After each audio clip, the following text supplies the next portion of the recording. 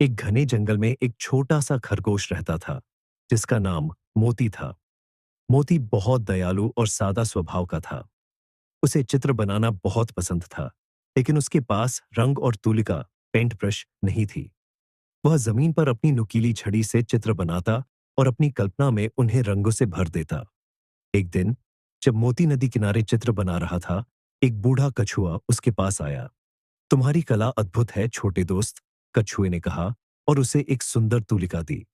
इसका उपयोग सोच समझकर करना, इसमें जादू है।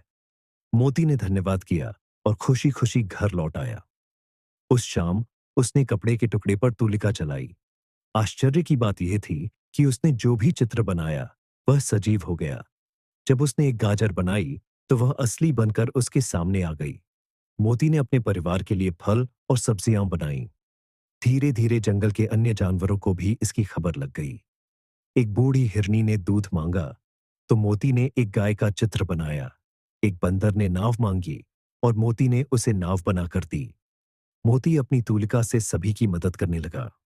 लेकिन जंगल का लालची भालू, जिसे सभी राजा भालू कहते थे, इस जादुई तूलिका के बारे में सुन चुका था। एक शाम वह मोती के घर आया। मुझे एक सोने का खजाना बनाकर दो, राजा भालू ने कहा। मोती ने विनम्रता से कहा, यह तूलिका जरूरतमंदों की मदद के लिए है, लालच के लिए नहीं। राजा भालू को बहुत गुस्सा आया। उसने तूलिका छीन ली और मोती को एक गुफा में बंद कर दिया। फिर वह खुद खजाना बनाने बैठा, लेकिन चाहे जितनी कोशिश की, उसकी बनाई हुई चीजें पत्थर बन जाती। क्रोधित होकर राजा भालू ने तूलिका फेंक दी। रात के समय मोती के दोस्तों ने उसे गुफा से बाहर निकाला। मोती ने अपनी तूलिका वापस पाई और जंगल लौट आया। उसने फैसला किया कि अब वह तूलिका को लालची जानवरों से बचाकर रखेगा।